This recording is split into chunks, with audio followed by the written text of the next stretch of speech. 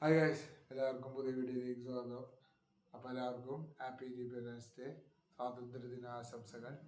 അപ്പോൾ ഇന്ന് നമുക്ക് സ്വാതന്ത്ര്യദിനത്തെ കുറിച്ചാണ് സംസാരിക്കാനുള്ളത്.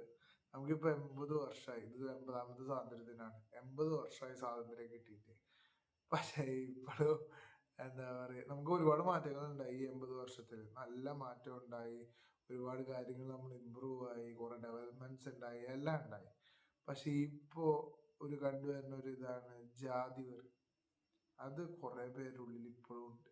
ജാതി എന്ന് പറയുന്ന ആ ഒരു എന്താ പറയാ, അതൊരു നല്ല കാര്യത്തിന് വേണ്ടി തുടങ്ങിയതാണ്. വിശ്വാസങ്ങളും ഇതെല്ലാം തുടങ്ങിയത് നല്ല കാര്യത്തിന് വേണ്ടിയിട്ടാണ്, എല്ലാവരും ഒന്നിപ്പിക്കാൻ വേണ്ടി തുടങ്ങിയതാണ്. പക്ഷെ ഇപ്പൊ അത് പറഞ്ഞിട്ടാണ് അങ്ങോട്ടും ഇങ്ങോട്ടും തമ്മിൽ തല്ലുന്നത്.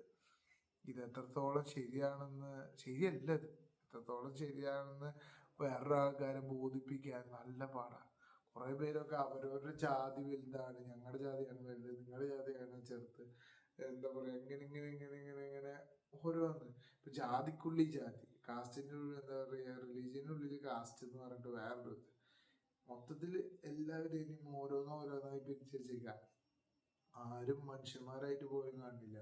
ഈ സ്വാതന്ത്ര്യദിന സമയത്തൊക്കെയാണ് കൂടുതൽ എന്താ പറയാ, ഈ യൂണിറ്റിയാണ്, ഞങ്ങൾ ഒന്നാണ്, ഇങ്ങനത്തെ റീലുകളൊക്കെ കാണുന്നത്.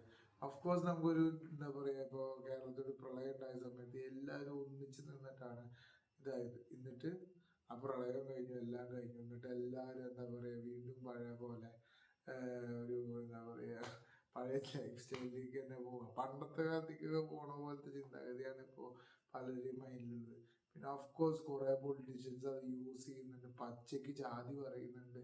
ജാതി എന്ന് പറയുന്ന ആ ഒരു എന്താ പറയാ, കാസ്റ്റ് എന്ന് പറയുന്ന ഒരു കാര്യത്തെ എത്രത്തോളം ഒരാളുടെ എന്താ പറയാ ഇതിലേക്ക് ഇൻജെക്ട് ചെയ്യാൻ പറ്റും, അതേപോലെ ഇൻജെക്ട് ചെയ്തിട്ടൊക്കെയാണ് ചിലർ അത് പച്ചയ്ക്ക് പറഞ്ഞിട്ട്.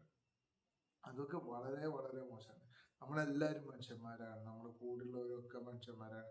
നമുക്കൊരു പ്രശ്നം വന്നാലോ മറ്റുള്ളവർക്ക് പ്രശ്നം വന്നാലോ ഒക്കെ നമ്മളെന്താ പറയുക, ഒരുമിച്ച് നിന്ന് പോരാടേണ്ട ആൾക്കാരാണ്. ഒരുമിച്ച് ഒരു പാട്രിയോട്ടിസം നമുക്ക് എല്ലാവർക്കും വേണം.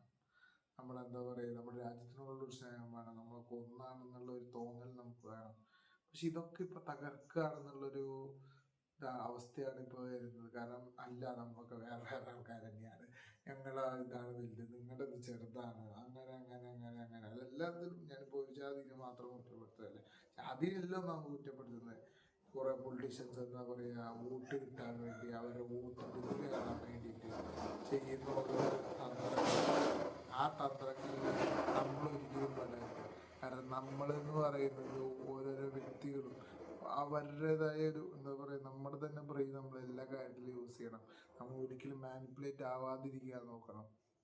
നമുക്ക് എല്ലാ കാര്യത്തും എല്ലാ കാലത്തും നമ്മളൊക്കെ മനുഷ്യന്മാരെ സഹായിക്കുകയാണെങ്കിൽ സന്തോഷകരമായിട്ട് ജീവിക്കാം. ഇത്രയും നൂറ്റാണ്ട് നമ്മളങ്ങനെ ജീവിച്ചു വന്നത് അങ്ങനെ തന്നെയാണ്.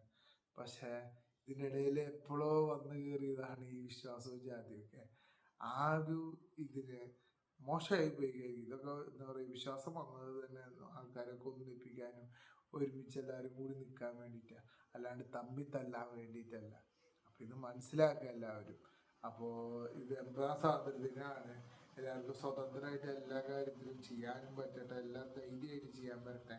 പക്ഷേ എന്താ പറയുക, ഈ ജാതി അങ്ങനത്തെ ഇതൊക്കെ വേർതിരിവൊന്നും ഇല്ലാണ്ട് എല്ലാവരുമായിട്ട് എന്താ പറയുക, ഒന്നിച്ച് എല്ലാ ഉത്സവങ്ങളും അടിപൊളിയായി ആഘോഷിക്കട്ടെ എന്ന് ഞാൻ പ്രാർത്ഥിക്കുന്നു.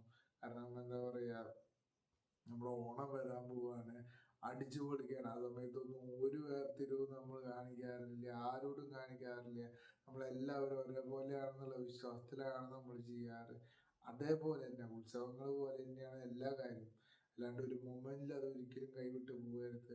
അല്ലെങ്കിൽ അത് ഇലക്ഷൻ സമയത്തോ മറ്റു സമയത്തോ ഒരു പൊളിറ്റീഷ്യൻസും അത് യൂസ് ചെയ്യരുത്. അതൊക്കെ എൻ്റെ ഒരു ഹമ്പിൾ റിക്വസ്റ്റാണ്. നടക്കുമല്ലോ എന്ന് പോലും അറിയില്ല.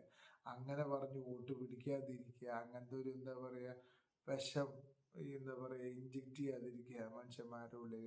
എല്ലാവരും